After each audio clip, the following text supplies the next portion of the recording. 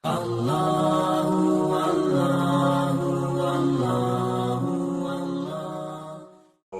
ala nabiyil karim Muhammadin sallallahu alaihi wasallam.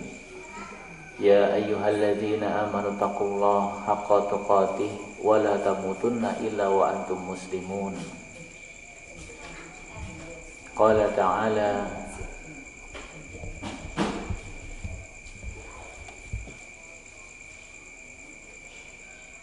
wa ka'ayyin min ayatin fis samawati wal ardi yamurruna 'alaiha wa hum 'anha mu'ridun. Allah berfirman di dalam surat Yusuf ayat 105, dan berapa banyak tanda-tanda kebesaran Allah di langit dan di bumi yang mereka lalui, namun mereka berpaling darinya. Puji syukur kehadirat Allah subhanahu wa ta'ala, Zat yang senantiasa mencurahkan karunia-Nya, nikmat-nikmatnya kepada kita. Kalau kita hitung dan bandingkan antara nikmat dan yang tidak nikmat, sungguh sangatlah banyak nikmat Allah yang Allah titipkan kepada kita. Tetapi banyaknya nikmat yang Allah berikan kepada kita justru malah banyak yang kurang kita syukuri, dan sedikit musibah yang Allah titipkan kepada kita justru diingat-ingat terus, benar-benar dijadikan masalah. Sebagaimana ucapan Nabi Ayub alaihi salam ketika mendapatkan musibah yang sangat berat, jawaban beliau ketika ditanya, "Aku malu kepada Allah untuk meminta segera dilepaskan dari musibah ini, karena sudah terlalu banyak nikmat yang telah Allah berikan kepadaku. Sedangkan musibah ini baru saja melandaku." Salawat serta salam terlimpah tercurah kepada Nabiullah Muhammad sallallahu alaihi wasallam yang telah menjadi contoh terbaik dalam mensyukuri nikmat dan dalam berlindung kepada Allah dari ujian. Contoh terbaik ada pada diri para nabi dan para rasul, sehingga marilah kita merujuk kepada kehidupan mereka agar dalam menempuh solusi segala permasalahan kehidupan kita tidak lepas dari rel keteladanan. Jamaah tubuh mengaji rahimani wa rahimakumullah, insyaallah kita akan merumuskan bahasan kita pada kajian pagi ini dengan tema khauf dan roja. Bagaimana kita beribadah dalam kondisi ketakutan.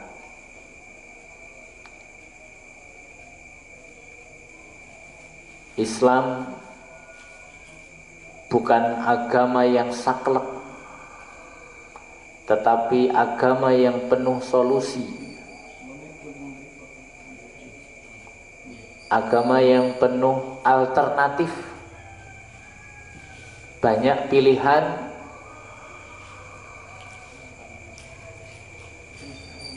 manakala satu ibadah tidak bisa dilakukan dengan sempurna, maka dalam kondisi tertentu ada cara alternatif pilihan yang bisa kita lakukan.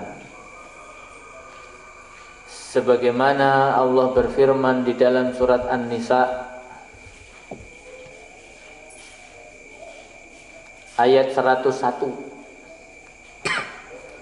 wa idza darabtum fil ardi falaysa 'alaikum junahun an taqsuru minas shalah. Dan apabila kalian bepergian di bumi, maka tidaklah berdosa kamu mengqasar, meringkas, mengurangi. Mengqasar, meringkas, mengurangi jumlah rakaat salat. Dari sini terlihat maha rahim rahmatnya Allah kepada hambanya. Istilahnya Allah yang mengalah. Yang penting urusanmu tidak memberatkanmu. Perkara yang kamu hadapi tidak membuat kamu mengeluh, menyalahkan ibadah. Kamu tidak merasa bahwa ibadah ini mengganggu, mempersulit kehidupanmu. Allah yang mengalah dengan memberikan solusi. Silahkan dikurangi rakaatmu. Padahal sholat 4 rakaat ini kalau kita hitung-hitung sungguh sudah ringan sekali. Apalah artinya 10 menit 4 rakaat, tetapi Allah korting separuhnya. Wa qalilan min ibadiyas syakur. Tapi sedikit di antara hamba-hambaku yang bersyukur.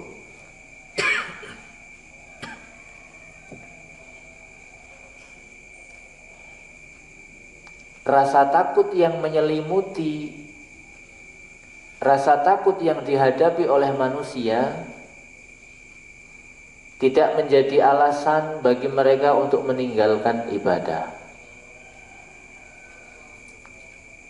Tidak menjadi alasan mereka lalai, khususon sholat.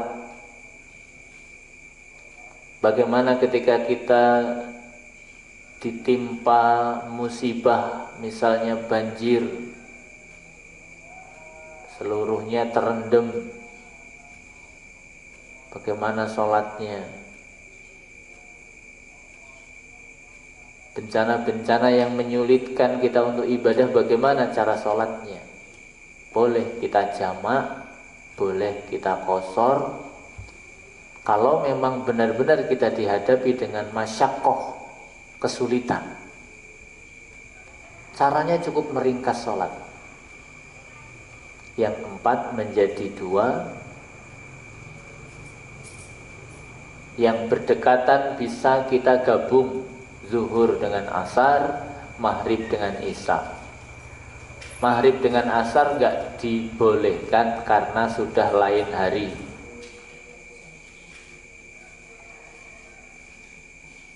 Asar dengan maghrib sudah lain hari. Subuh dengan zuhur waktunya terlampau jauh sehingga kita tidak dibolehkan untuk menjamak. Begitu pula isya dengan subuh. Isya dengan subuh juga tidak dibolehkan untuk dijamak.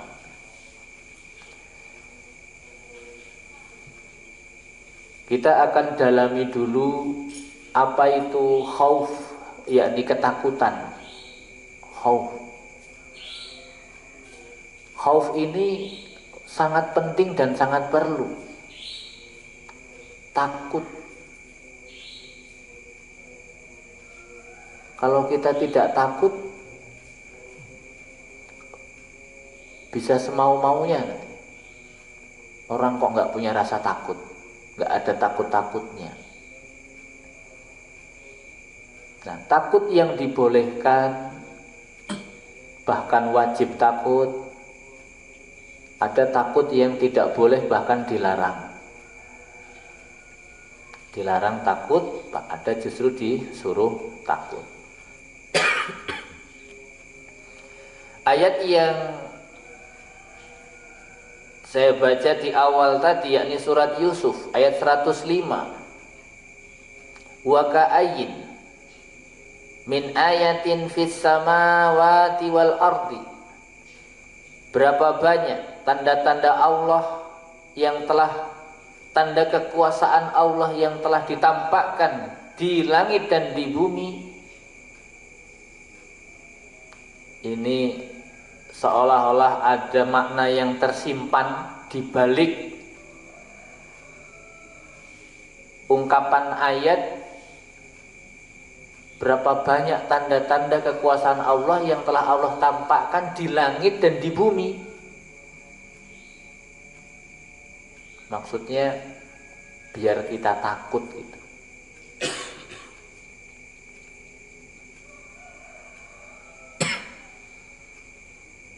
Yamurruna, yang kalian juga melaluinya.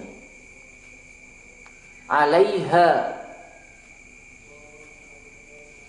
yakni tanda-tanda kekuasaan Allah itu kita melaluinya, mengalaminya, melihatnya, menyaksikannya.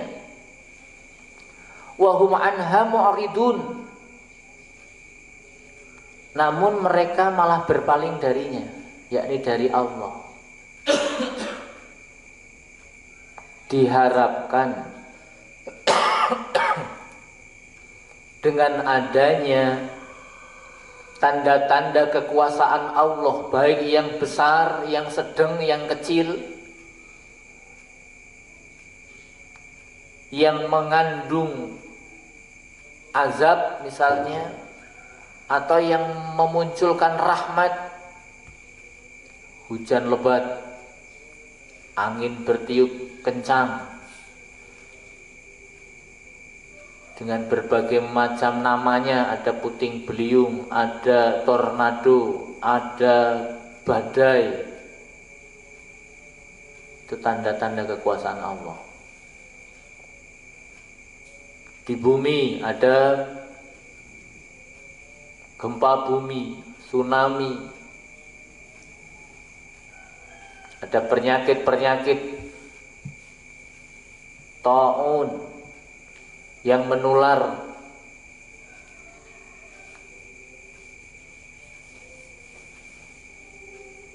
SARS, flu burung, apalagi penyakit-penyakit yang pernah viral, tapi karena keterbatasan media yang memviralkan jadi nggak terlalu viral. Ada antraks. Sekarang ini saya rasa viralnya itu ya karena alat untuk memviralkan semua sudah punya.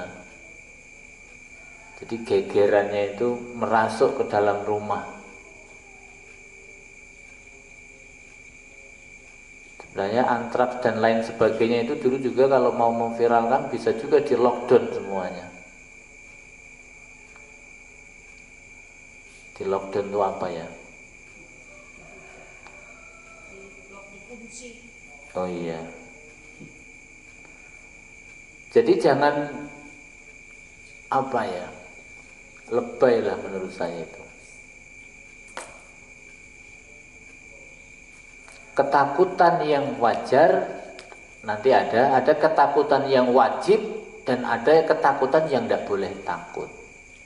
Kita akan lihat jenis-jenis ketakutan. Ada istilah takut ditinjau dari ilmu apa ini? Psikologi apa? Fobia namanya. Ada paranoid, ada cemas, was-was, khawatir, gelisah. Ini kenapa manusia sampai mengalami hal-hal seperti ini?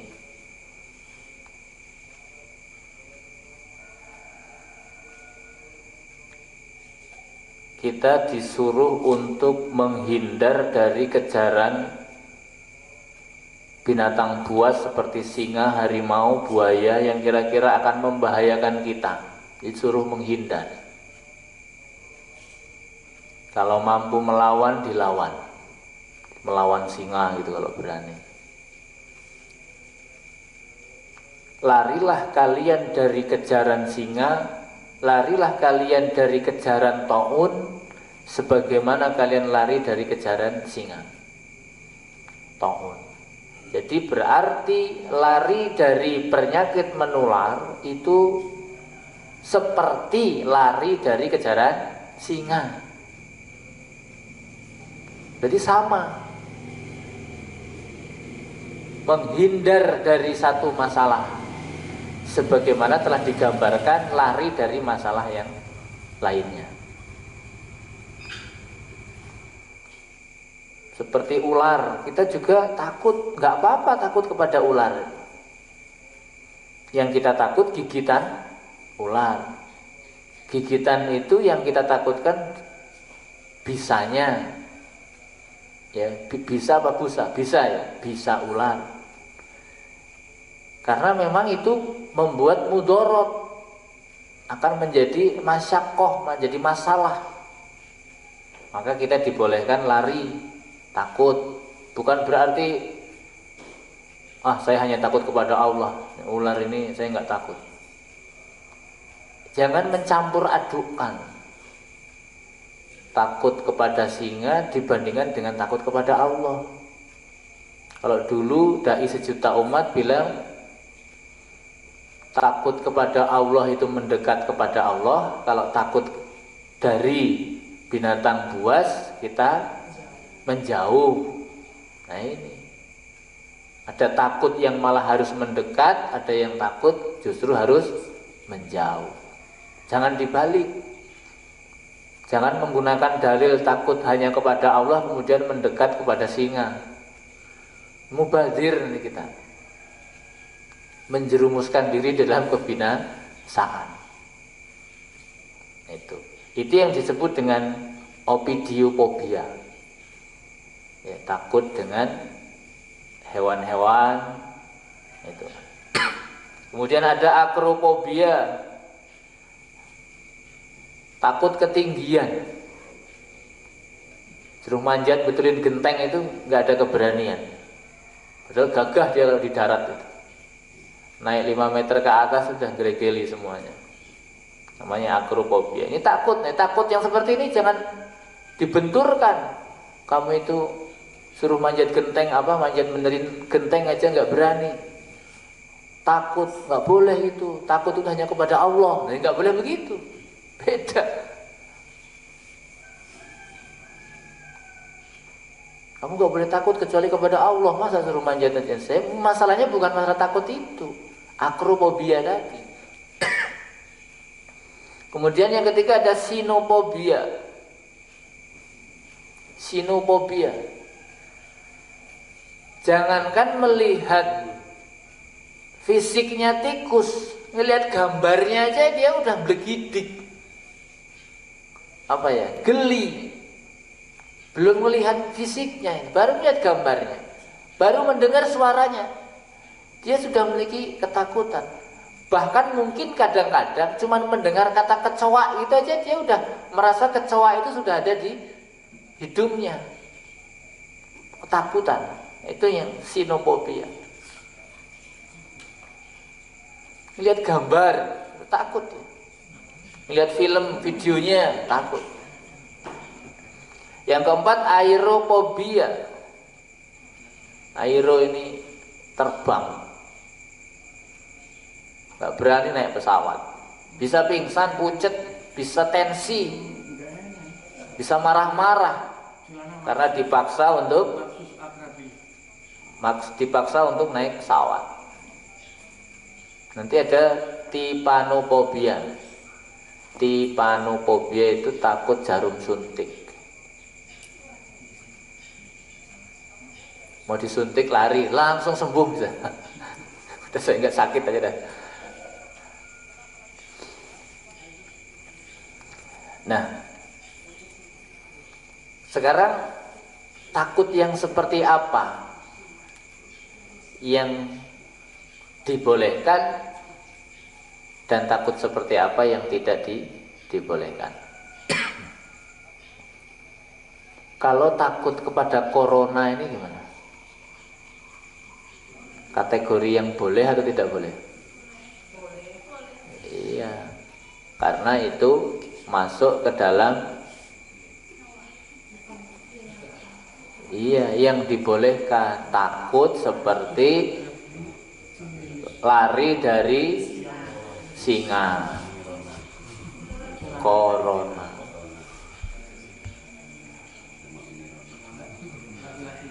Nah, nanti dalam kategori ini ada namanya takut tobaiyah atau tobiiyah. Tabiat. Boleh takut karena tabiat. Takut kepada api yang sedang menyala, membakar hutan, membakar rumah, harus menjauh. Jangan bilang takut hanya kepada Allah, jangan takut kepada api, musyrik. Tidak, harus menjauh karena sedang kebakaran. Takut kepada hewan buas, termasuk takut kepada virus. Dengan menjaga kebersihan, menjaga kesehatan, menjaga imunitas tubuh.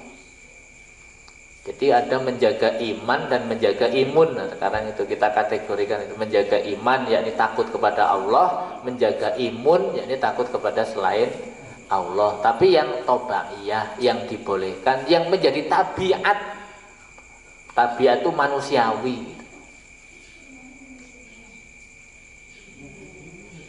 Nanti ada takut sirriyah, takut yang tersembunyi.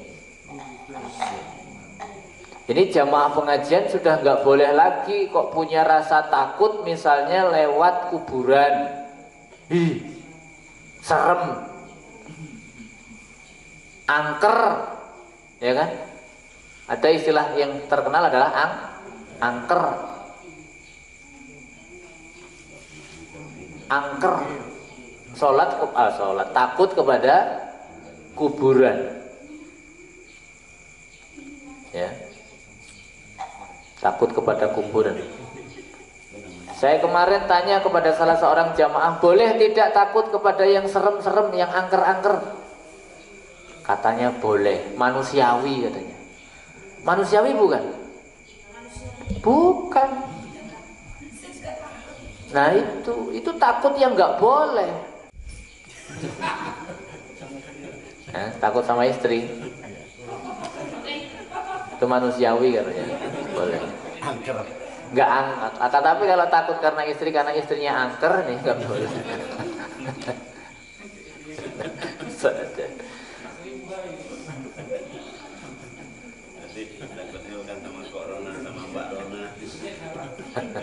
Takut karena istri karena nggak dikei sini.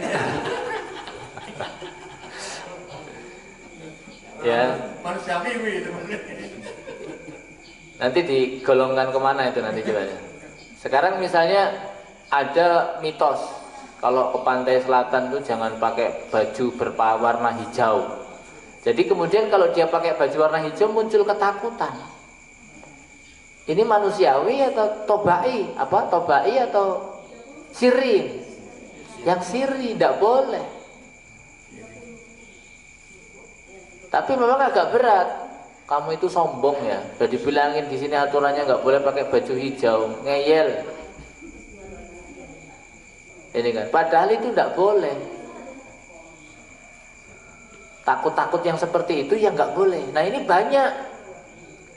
Malah menjangkiti. Jadi takut itu nggak sembarangan takut loh.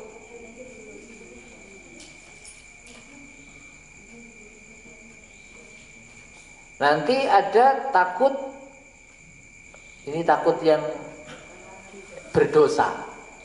Takut yang model akan saya sampaikan ini takutnya ini berdosa malah. Contoh gini,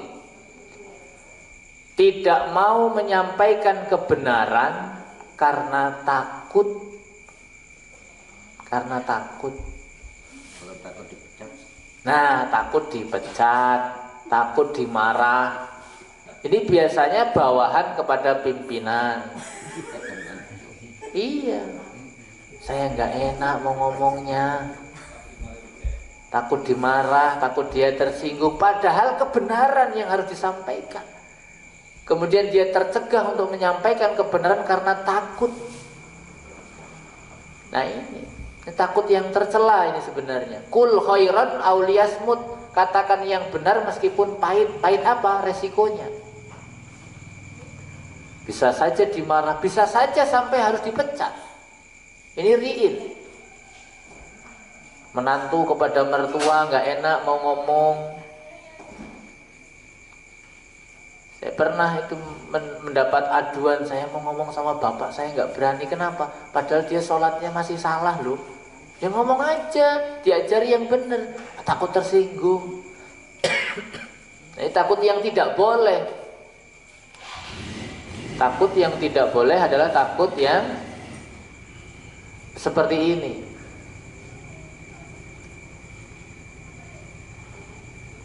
Bahkan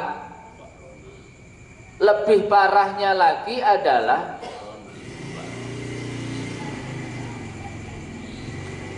ketika orang yang ditakuti ini menyuruh kita untuk berbuat maksiat, kita malah nurut. Ya kan? Kamu pengen jadi anggota geng saya? Iya. Syaratnya ada apa? Kamu harus mencuri dulu. Tes mental. Kamu harus membunuh dulu. Waduh. Dia takut kepada selain Allah sehingga takutnya kepada Allah hilang. Ini takut yang diharamkan atau yang tidak boleh. Kemudian kita akan mengerucut kepada takut kepada Allah, khauf. Allah berfirman di dalam surat Ar-Rahman ayat 46, waliman khafa maqama rabbih jannatan fabi ayyi ala'i rabbikuma tukadziban. Dan bagi orang-orang yang takut kepada Allah, kepada Rabb-Nya, jannatan, baginya 2 surga. Jadi takut kepada Allah dijanjikan surga. Lalu bagaimana kita mengimplementasikan rasa takut kita kepada Allah? Yang pertama, ketika Allah memerintahkan, kita ikuti perintahnya. Yang kedua, ketika Allah melarang, kita jauhi apa yang Allah larang. Yang ketiga, kalau Allah memerintahkan untuk berdoa manakala dia menghadapi ketakutan kepada selain Allah, maka dia berdoanya kepada Allah. Jangan malah berdoa kepada selain Allah, atau malah melakukan pengajuan proposal kepada yang ditakuti tadi, berharap supaya dia tidak membahayakan dia. Biasanya dikenal dengan istilah menjilat atasan, berbaik-baik supaya tidak menakut-nakuti lagi, melakukan upaya-upaya yang tidak baik supaya aman, dengan tidak lagi mengindahkan hak batilnya, halal haramnya tidak diindahkan lagi. Nah, Allah berfirman di dalam surat Ali Imran ayat 175.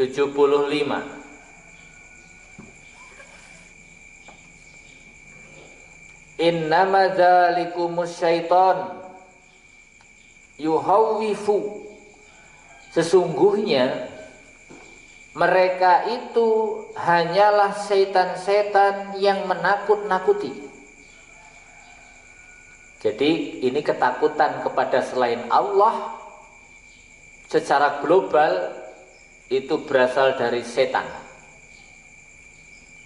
Innama dzalikumus syaiton yukhawwifu. Ayat ini dulu berkenaan dengan usaha, upaya orang-orang musyrik Mekah mengganggu Nabi Muhammad sallallahu alaihi wasallam, mengganggunya dengan cara memusuhi, mengganggunya dengan cara menakut-nakuti, mengancam boikot, bahkan boikot sudah dilakukan, mengusir, bahkan ancaman pembunuhan kepada Rasul Muhammad sallallahu alaihi wasallam. Nah, bentuk ancaman dulu dan sekarang sama saja. Intinya ingin menjauhkan seseorang dari takut kepada Allah. Ya, berpaling dari takut kepada Allah menuju kepada takut kepada selain Allah. Ini banyak sekali. Bahkan Allah berfirman, "Walanabluwannakum bisyai'im minal khauf." Dan sungguh kami akan menguji kalian dengan sedikit rasa takut. Nah, takut ini ujian. Kita harus lulus dari ujian takut ini. Misalnya minal khaufi wal ju', takut lapar. Ya, takut lapar ini sampai korupsi, sampai markup, sampai manipulasi, mencuri, merampok, merampas hak orang. Intinya dia takut lapar. Wa naqsi minal amwal, takut kekurangan harta. Wal anfus, dan jiwa, wasamarat, dan buah-buahan, wa basyiris sabirin, berilah kabar gembira kepada orang-orang yang bersabar. Nah, rupanya yuhawwifu, yang menakut-nakuti itu bukan hanya syaitan tetapi auliya'ahu, yakni orang-orang yang bersama-sama menakut-nakuti, ya, dan teman-temannya yang ikut-ikut menakut-nakuti. Setan dan teman-temannya isinya menakut-nakuti. Fala takhafuhum, maka kalian enggak boleh takut kepada mereka. Khususan yakni Nabi Muhammad, karena secara tobaiyah tadi bahwa Nabi Muhammad juga merasa takut, maka Nabi Muhammad menghindar. Bagaimana Rasulullah SAW itu ketika mau bersembunyi di Gua Sur ya, di Gua Sur bersembunyi dari ancaman orang-orang kafir, bersembunyi. Rasulullah takut, tapi takut tobaiyah, takut yang dibolehkan, bersembunyi di sur dengan sahabat Abu Bakar radhiyallahu anhu. Nah, ini takut yang boleh. Rasul mengisolasi diri, mengisolasi diri, menjauhkan diri dari kemudorotan, dari mara bahaya, menjauhkan diri, ya, itu namanya mengisolasi diri. Maka ya, kalau memang telah sampai tahapannya yang kita khawatirkan bahayanya ini sudah benar-benar merebak, kita boleh nanti ngungsi supaya selamat. Hindari keramaian supaya selamat. Dan ini tobaiyah boleh. Rasulullah mengisolasi diri ke sur, menghindari apa? Bahaya. Tidak boleh, saya kan nabi, saya pasti dilindungi Allah, saya akan begini-begini. Bukan. Memang kalau mau begitu ya Allah lindungi, karena memang beliau Rasulullah. Tapi yang dilakukan Rasulullah itu ilmiah, yang terukur dan bisa diikuti, karena beliau bukan hanya menyelamatkan diri sendiri. Bisa saja Rasulullah itu terbang gitu kemana. Mungkin kalau dia berdoa kepada Allah, ya mungkin Allah nggak mampu, ya Allah saya tunjukkan mukjizat lah, saya bisa menghajar semuanya, bisa. Tapi tidak dilakukan. Tapi prosesnya adalah proses keteladanan, kita bisa meniru. Nanti kalau umat Islam bisa terbang semua ya nggak bermanfaat lagi beriman dengan yang gaib. Yang dilakukan Rasul itu bisa kita contoh, kita jadikan teladan, menjauh dari mara bahaya. Itulah yang menginspirasi sahabat Umar ketika mendapatkan berita bahwa di Syam itu tersebar penyakit taun. Beliau memilih pulang ke Madinah. Maka di antara sahabat ada yang menegur, kenapa kau menghindar dari takdir? Ya, saya menghindar dari takdir menuju takdir. Kalau alasannya takdir. Kemudian dikuatkan lagi oleh sebuah hadis bahwa apabila kalian mendengar di satu area atau kampung atau negeri terdapat penyakit taun, maka yang di luar tidak boleh masuk, yang di dalam tidak boleh keluar. Ini yang disebut dengan isolasi atau lockdown. Ya kan? Jadi apa yang disampaikan oleh Pak Din Samsudin kemarin itu sudah benar, tetapi dilihat dulu, di mapping dulu antar wilayah-wilayah, tidak bisa dipukul rata. Kalau dipukul rata, ini acara kita sudah tidak boleh lagi. Kalau boleh ya harus agak jaga jarak 2 meter lah, biar aman. Nggak boleh deket-deketan.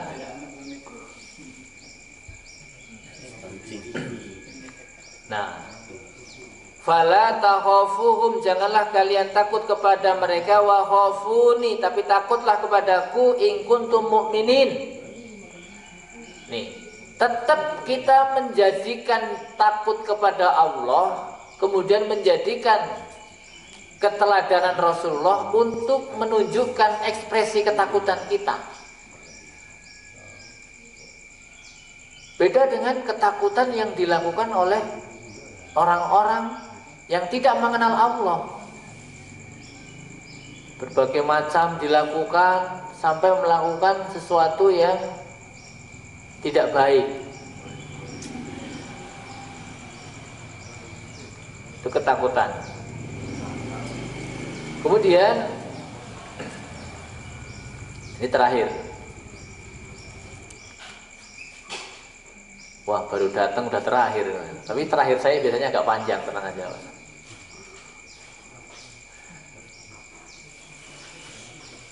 Kalau ibarat perang, ya ibarat perang ini ya, bukan perang beneran. Orang perang ini kan punya senjata ya. Nanti ada senjata yang akan digunakan duluan, ada yang masih disimpan. Itu senjata-senjatanya itu. Ibarat tukang jagal hewan itu punya alat, bukan cuma golok pemotong saja. Dia punya pisau, dia punya kampak, dia punya geraji, ya. Untuk nyasat, nyeset itu beda lagi dengan untuk motong. Nah, itu ada beberapa alat. Orang Islam juga Allah bekali alat-alat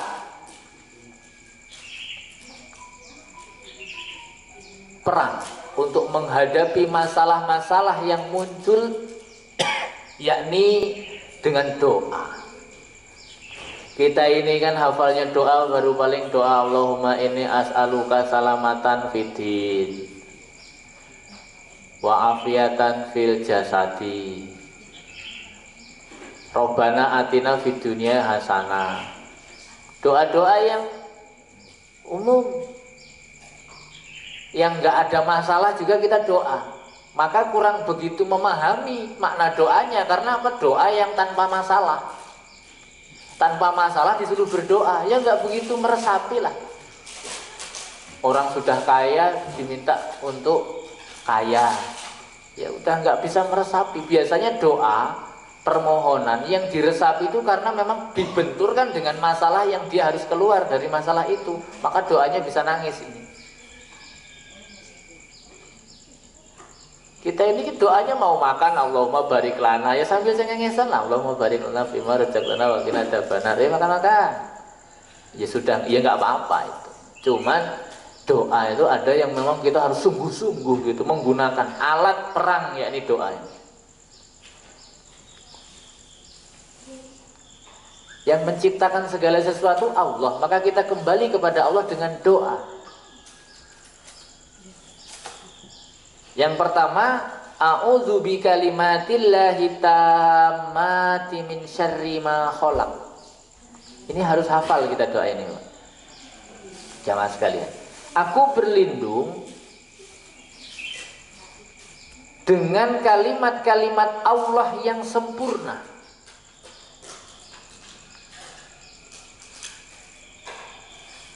dari kejahatan, dari keburukan apa yang telah diciptakan. Siapa yang menciptakan semuanya? Allah. Kita berlindung kepada Allah. Nah ini,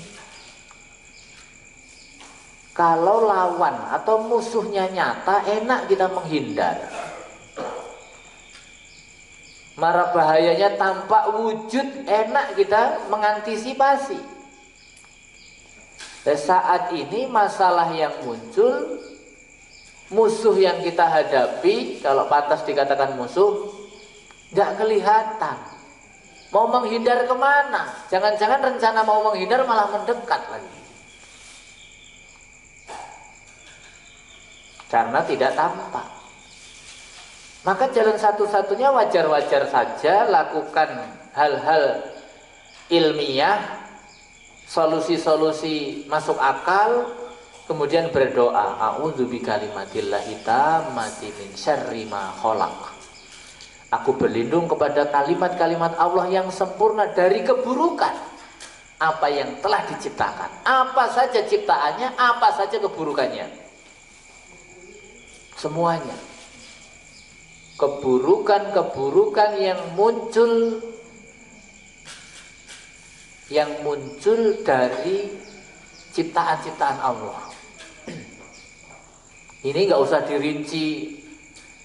Corona ya Allah, corona. Nggak usah dirinci-rinci gitu. Semuanya ini.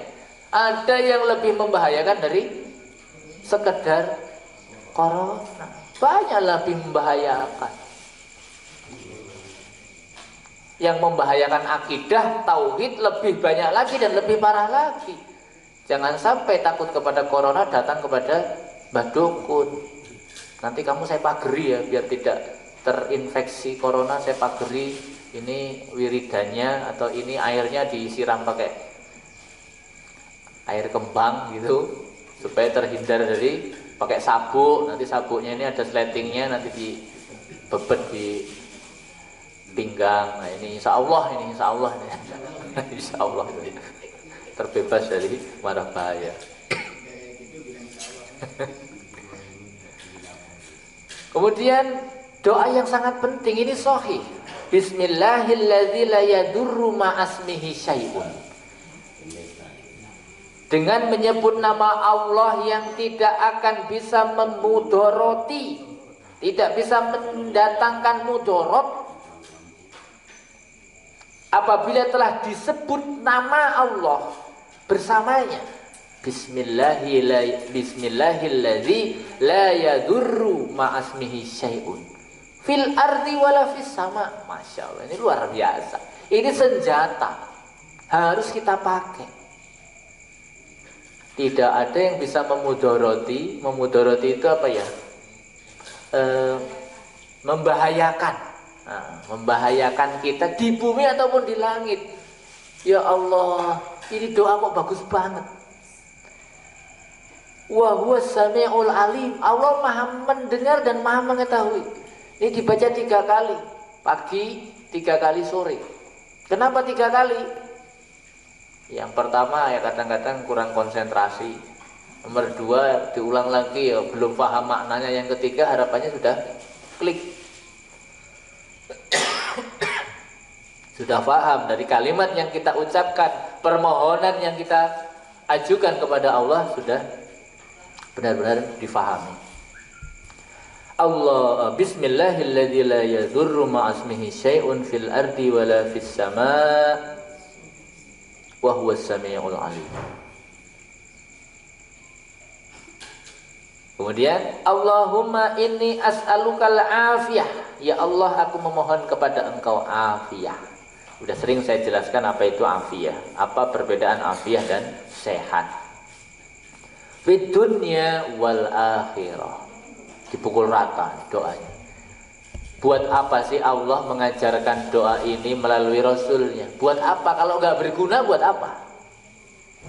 Pasti berguna. Nah, saatnya lah kita menggunakan senjata yang tersimpan ini. Kenapa tersimpan? Karena kita belum hafal, makanya tersimpan. Berarti ada tuntutan kita untuk menghafal doa-doa ini sebagai senjata kita menghafal, karena tidak tampak secara zohir yang kita hadapi ini. Tidak terlihat pandangan mata, tidak terdengar oleh telinga suaranya, tapi berbahaya. Kita berdoa kepada Allah, Allahumma inni as'alukal afiyah fid dunya wal akhirah. Yang terakhir, tadi sudah terakhir lagi. Yang terakhir nih. Allahumma inni as'alukal afwa wal afiyah. Ya Allah, aku mohon kepada Engkau ampunan dan afiyah fi dini, di dalam agamaku. Jadi afiyah itu bukan hanya sekedar sehat badaniah, tetapi fi dini juga. Fi dini, agama ini juga harus sehat. Agama yang sehat adalah yang bersih dari syirik, kemusyrikan, kebid'ahan. Wa dunyaya, dan duniaku. Wa ahli, dan keluargaku. Wa mali, dan hartaku. Afiyah semuanya. Agama, dunia, keluarga, dan harta. Buat apa hartanya banyak tapi kalau sakit melulu? Mendingan hartanya banyak tapi sehat. Kemudian roja, berharap.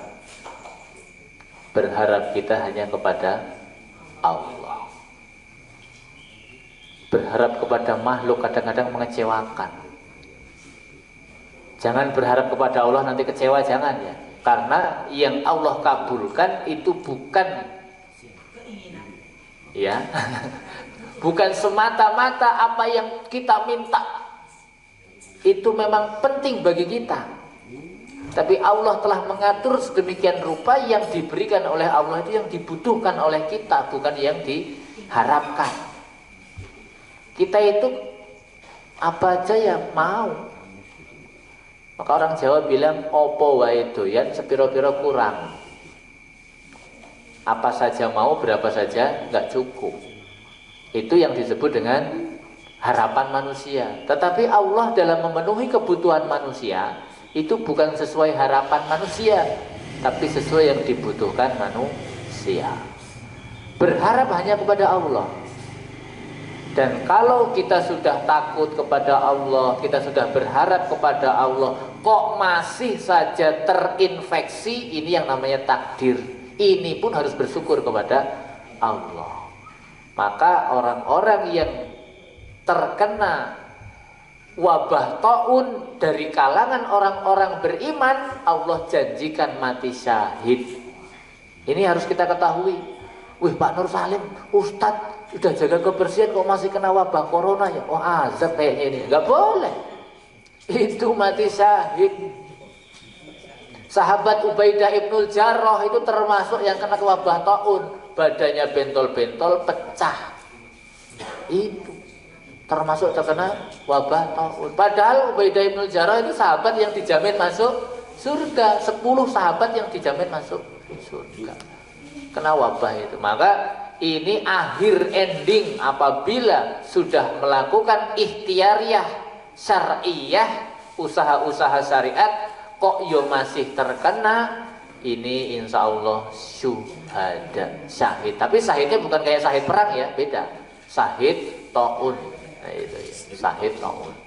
Karena mati syahid itu ada berapa ya? Hampir 15. Orang yang melahirkan, orang yang sakit perut, orang yang tenggelam, orang yang tertimpa benda keras, orang yang terbakar, orang yang terkena penyakit taun, itu termasuk syahid ya. Mati syahid. Itu saja yang bisa kita bahas untuk mengambil sikap syariat. Nanti terus kita ikuti apakah Jumatan harus tidak ada gara-gara ini, kemudian apakah harus benar-benar ngurung di rumah. Nah, itu tunggu saja perintah dari yang berwenang, karena mengikuti perintah mereka termasuk dalam atiullah wa atiur rasul wa ulil amri minkum. Ya, kita nggak boleh membabi buta. Bahkan secara resmi seperti Ustadz pimpinan Majelis Tabligh ya, Ustadz Fahru Razi mengatakan, Fatur Rahman ya Ustadz Fatur Rahman mengatakan jangan membenturkan antara takut kepada corona dengan takut kepada Allah. Itu neo Jabariyah katanya. Nah, kita harus hati-hati. Sing golek pangan ndak dino nangis. Ya. Tuh, nanti kita luaskan, jangan berbincang-bincang sambil sarapan. Subhanakallahumma wa bihamdika asyhadu an la ilaha illa anta astaghfiruka wa atubu ilaik. Assalamualaikum warahmatullahi wabarakatuh.